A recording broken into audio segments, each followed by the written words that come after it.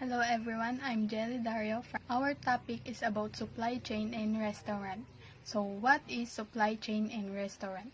Restaurant supply chain management is nothing but the management of the chain restaurant branches from one centralized panel or dashboard. This reduces mandatory errors easily and helps you to monitor all your chain restaurant's activity from buying to selling. All the details will updated in one centralized panel. You can manage restaurants, inventories, offers, and discounts of all your chain restaurants from the admin panel. It also allows you to manage your staff and delivery agents by just tap on your screen. It allows you to manage your restaurant as it also gives you instant notification of all the workflows. Restaurant supply chain management will gradually improve the efficiency and reduce the loss of waste and improve the freshness of your restaurant food, provide healthy cuisine. Managing a supply chain in a restaurant business is a big task for restaurateurs. They want to be supply goods from various supply chain or have one supplier who acts as a middleman for all the different goods and brings them to you one single delivery. Many restaurants will have more than one supplier of their goods, including meat, fruit, and vegetables, dairy, and bread.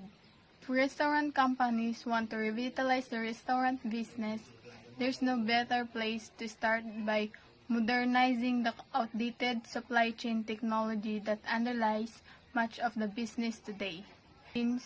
Profits, and customer service. Supply chains get smart continuous forecasting by smart agents can automatically adjust the forecast daily to sync to supply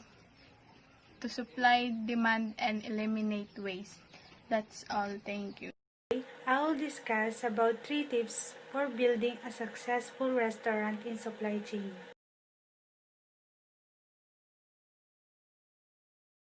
The most successful restaurants have extremely efficient supply chain operation.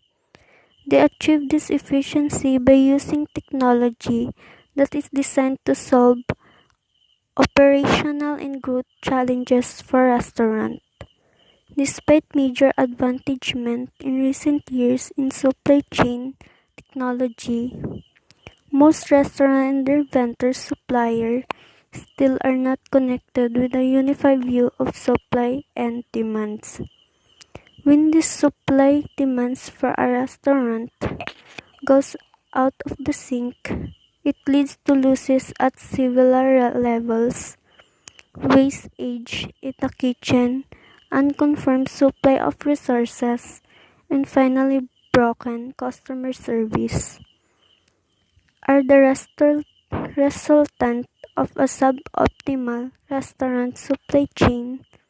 The fastest growing restaurants have designed their supply chain in a way that they are able to address the following important factors.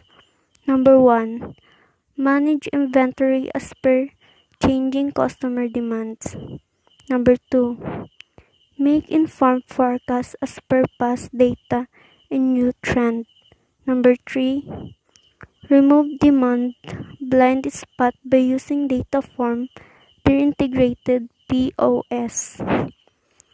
Supply chain management is critical for the restaurant industry, mainly because to run a successful restaurant there are several moving parts across the kitchen, dining, order taking, billing, and several back-end processes that form the backbone of the thriving restaurant.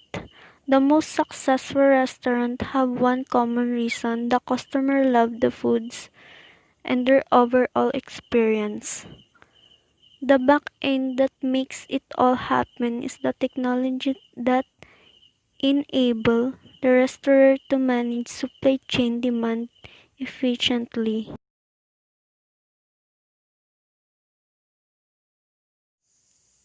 The 5 essential elements of supply chain in the restaurant industry. The first one is demand sensing forecasting. This supply chain in the restaurant begins with a deep understanding or forecasting demand. Second is vendor management. In the restaurant business, finding the right vendors is necessary for maintaining quality and efficiency. Also, it is important to use technology that helps onboard and manage vendors as per quality and efficiency. Purchase order management. For restaurant chains with multiple outlets based on different consumer habits, replenishment of order also varies. Inventory management. A major cause of dissatisfaction in the consumers is when there is a crisis of out of stock and consumption and variance management. For a restaurant, it is essential to understand how much inventory is required for meal preparation and what is the actual consumption.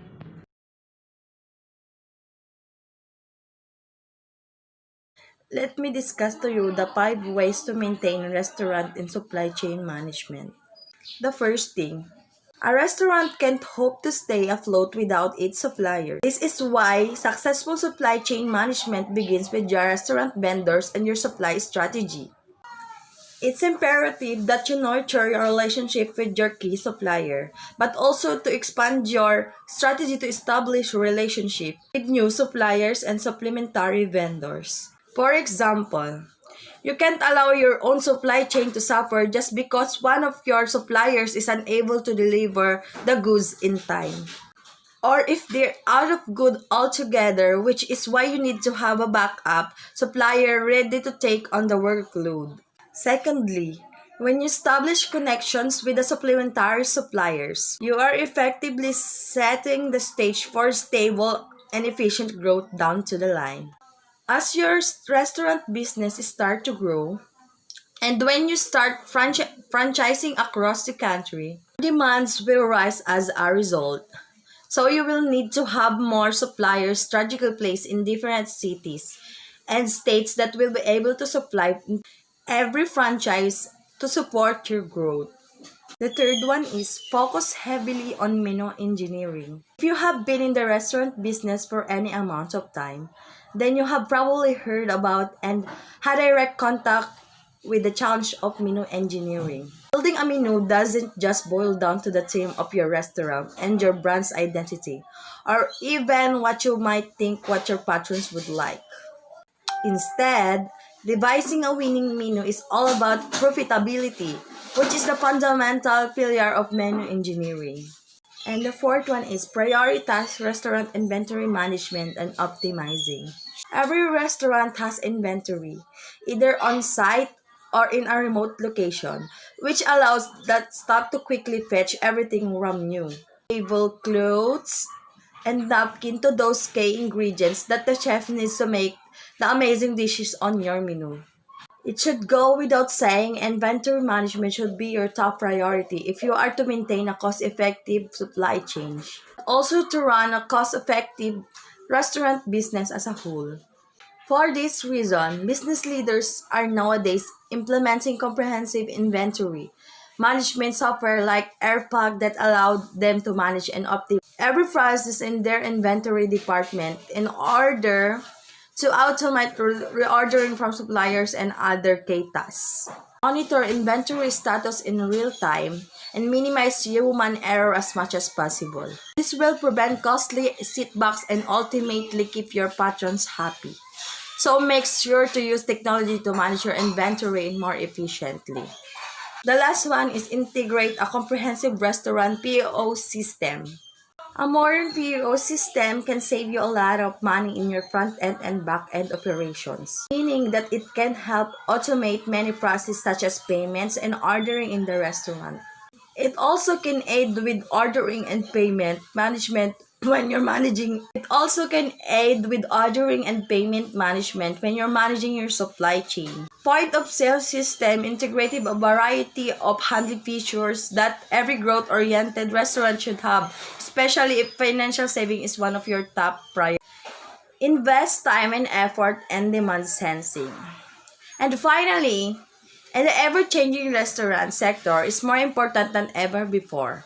To sense the demand for certain products, ingredients, and dishes so that you can optimize your supply chain for minimal financial waste. The wrapping up.